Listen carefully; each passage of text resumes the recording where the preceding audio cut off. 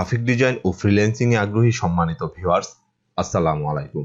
B designer and freelancer YouTube channel এবং Facebook পেজের পক্ষ থেকে আপনাদের আমন্ত্রণ জানাচ্ছি graphic design, motion graphic design এবং ফ্রিল্যান্সিং শেখার ধারাবাহিক প্রক্রিয়ায়।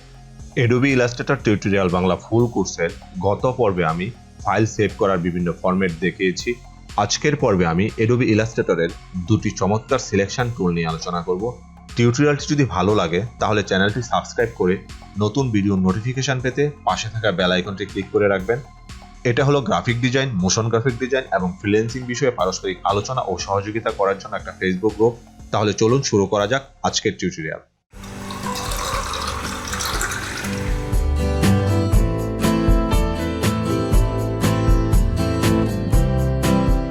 আজকের টিউটোরিয়ালটি Adobe Illustrator-এর 7 নং টিউটোরিয়াল।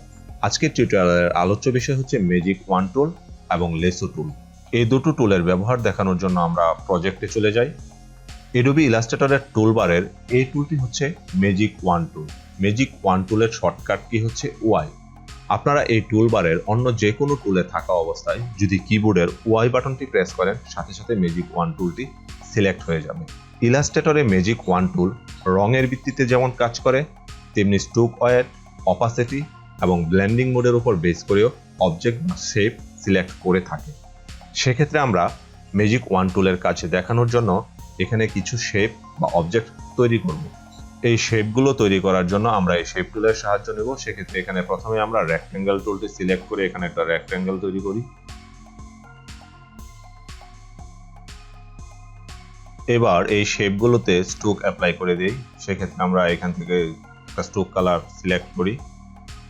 আমরা এই ম্যাজেন্টা কালারটা সিলেক্ট করে দিই এবং স্ট্রোকের হোয়াইটটা একটু বাড়িয়ে দিই। সেক্ষেত্রে স্ট্রোকটা আমাদের চোখে পড়বে, এরকম থাকুক। এখন আমরা এই শেপ লেয়ারটাকে আরেকটা ডুপ্লিকেট লেয়ার তৈরি করি এবং কন্ট্রোল ডি চেপে আরও দুটো ডুপ্লিকেট লেয়ার তৈরি করি। এবার আমরা এই লেয়ারের ফিল কালারকে অরেঞ্জ করে দেই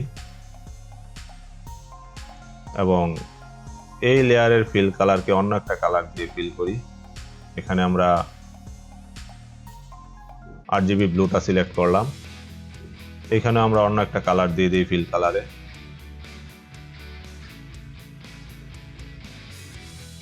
এই কালারটা এখানে দিয়ে দিই, তারপর এটা ব্ল্যাক থাকুক। এখন আমরা এই লেয়ারগুলোর যে অবজেক্টগুলো আছে এই অবজেক্টগুলোকে একটু এলোমেলো করে ফেলি।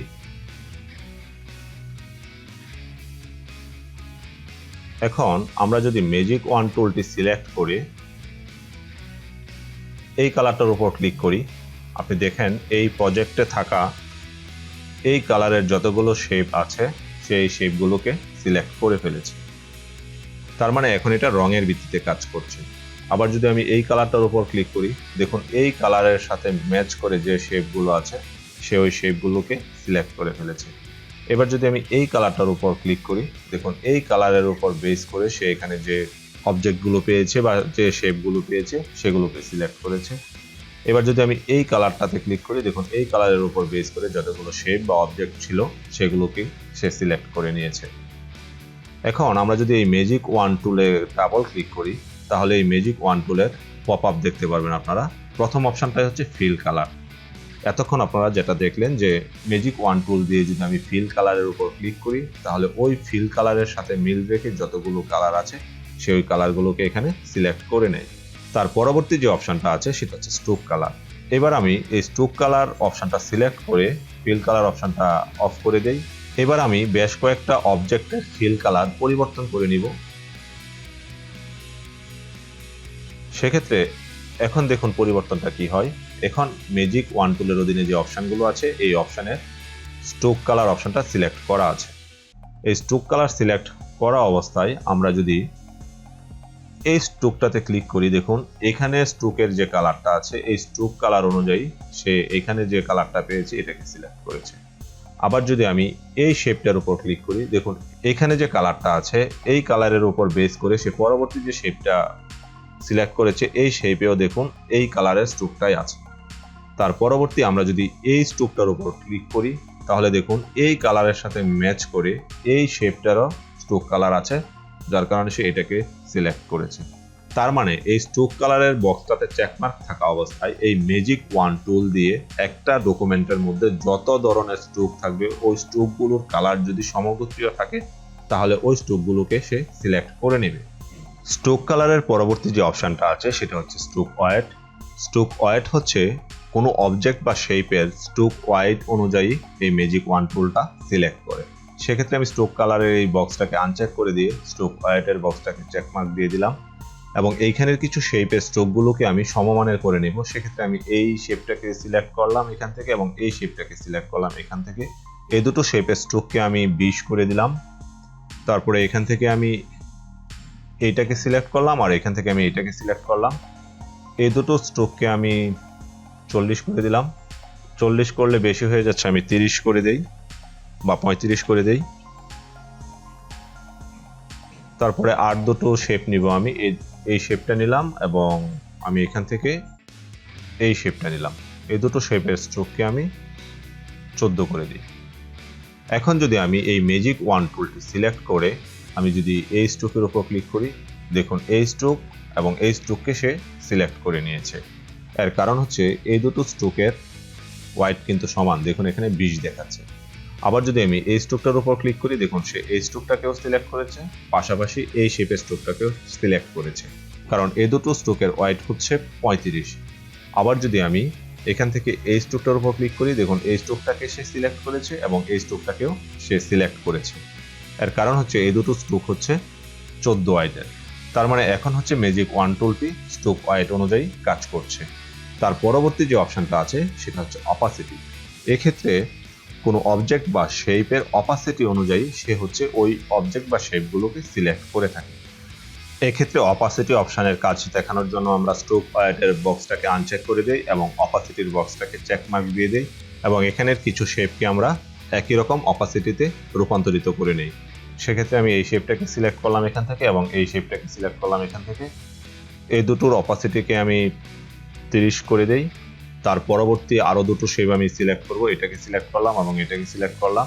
এই দুটোর অপাসিটি আমি 50 করে দেই। তারপরে আর দুটো শেপ আমি নিয়ে নিই, এটাকে নিলাম আর হচ্ছে আমি এখান থেকে এইটাকে নিলাম। এই দুটোর অপাসিটিকে আমি 70 করে রাখলাম। এখন যদি আমি এখান থেকে ম্যাজিক ওয়ান টুলটি সিলেক্ট করে এই শেপটাতে ক্লিক করি, দেখুন এই শেপটা কিন্তু সিলেক্ট হওয়ার সাথে সাথে এই শেপটাও সিলেক্ট হয়েছে, কারণ এই দুটোর অপাসিটি যদি আমরা দেখি তাহলে লিখব 30। দুটোর অপাসিটি 30 বলেই কিন্তু এই ম্যাজিক ওয়ান টুল এই দুটো শেপকে সিলেক্ট করেছে। এবার যদি আমি এই শেপের উপর ক্লিক করি, দেখো সে এই শেপটিকে সিলেক্ট করেছে এবং এই শেপটিকে সিলেক্ট করেছে এবং এই দুটোর অপাসিটি যদি আমরা দেখি, দেখবো এই দুটোর অপাসিটি হচ্ছে 50। সমমানের অপাসিটির শেপগুলোকে সে সিলেক্ট করে নিচ্ছে। তার মানে এখন ম্যাজিক ওয়ান টুল কাজ করছে অপাসিটির ভিত্তিতে। তার পরবর্তী যে অপশনটা আছে সেটা হচ্ছে ব্লেন্ডিং মোড। কোনো অবজেক্ট বা শেপের উপর একই ধরনের ব্লেন্ডিং মোড অ্যাপ্লাই করা থাকলে এই ম্যাজিক ওয়ান টুল সেই অবজেক্টগুলোকে বা সেই শেপগুলোকে সিলেক্ট করে ডকুমেন্ট থেকে। সেক্ষেত্রে আমরা যদি এখন অপাসিটির এই বক্সটাকে আনচেক করে দিয়ে ব্লেন্ডিং মোড অপশনটাকে অ্যাক্টিভ করে দিই এবং কিছু শেপের উপর যদি একই ধরনের ব্লেন্ডিং মোড অ্যাপ্লাই করি, যেমন এই শেপটাকে বেছে নিলাম, তারপরে হচ্ছে আমরা এই শেপটাকে বেছে নিলাম, এই দুটো শেপের উপর আমি এক ধরনের ব্লেন্ডিং মোড অ্যাপ্লাই করব। সেক্ষেত্রে আমরা এই ট্রান্সপারেন্সিতে গিয়ে এখান থেকে ব্লেন্ডিং মোডটা অ্যাপ্লাই করে দিব। এখান থেকে আমি ডার্কেন যে ব্লেন্ডিং মোডটা আছে এটা এখন অ্যাপ্লাই করে দিই এই দুটো শেপের উপর। তার পরবর্তীতে আমি আরও দুটো শেপ বেছে নিই, যেমন এটা বেছে নিলাম আর এটা বেছে নিলাম। এই দুটো শেপের উপর আমি অন্য একটা ব্লেন্ডিং মোড অ্যাপ্লাই করে দিব। সেক্ষেত্রে এই দুটো শেপের উপর আমি লাইট অ্যান্ড ব্লেন্ডিং মোডটা অ্যাপ্লাই করে দিই। এখন যদি আমি এখান থেকে ম্যাজিক ওয়ান টুল সিলেক্ট করে এই শেপটিকে সিলেক্ট করি, দেখুন এই শেপটি সিলেক্ট হওয়ার সাথে সাথে এই শেপটিও সিলেক্ট হয়েছে। এর কারণ হচ্ছে এই দুটোর ব্লেন্ডিং মোড কিন্তু ডার্কেন, এখানে ডার্কেন দেখাচ্ছে। তার পরবর্তীতে যদি আমি এই শেপটিকে সিলেক্ট করি, দেখুন এই শেপটি সিলেক্ট হওয়ার সাথে সাথে এই শেপটিও সিলেক্ট হয়েছে।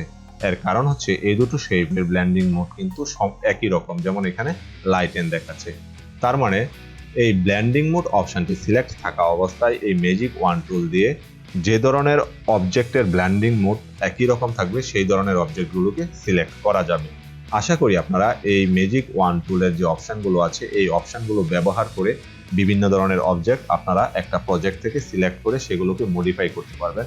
এখান থেকে যদি আপনারা স্ট্রোক কালার বা ফিল কালার পরিবর্তন করতে চান সেটাও কিন্তু করতে পারবেন। সেক্ষেত্রে আমি ফিল কালারটা রেখে যদি ফিল কালারের যে শেপগুলো আছে সেই শেপগুলোকে সিলেক্ট করি, যেমন এখন এটা সিলেক্ট করার পরে যদি আমি ফিল কালারের এই অপশনটাতে ক্লিক করি, এখানে দেখুন কালার পিকার চলে আসবে। এখান থেকে অন্য কোনো কালার সিলেক্ট করে দিলে এই শেপগুলোর কালার কিন্তু এখন এই কালারের হয়ে গেছে। অথবা অন্য কোনো কালার যদি আপনি দিতে চান এখান থেকে সেটাও দিতে পারবেন, যেমন এই কালারের হয়ে গেছে। তার মানে এভাবে আপনারা ম্যাজিক ওয়ান টুলের সাহায্যে যে কোনো শেপ সিলেক্ট করে ওই শেপগুলোকে মডিফাই করতে পারবেন।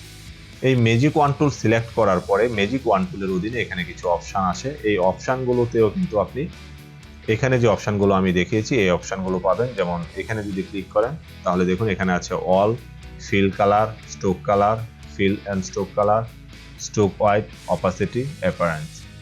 এগুলোর উপর বেস করেও কিন্তু আপনারা অবজেক্টগুলোকে সিলেক্ট করতে পারবেন কোনো প্রজেক্ট থেকে বা কোনো ডকুমেন্ট থেকে। তাহলে আশা করি আপনারা ম্যাজিক ওয়ান টুলের কাজ বুঝতে পেরেছেন। তার পরবর্তী যে টুলটি নিয়ে আমরা আলোচনা করব সেই টুলটি হচ্ছে লেসো টুল। টুলবারের এই টুলটি হচ্ছে লেসো টুল। লেসো টুলের শর্টকাট কি হচ্ছে কিউ।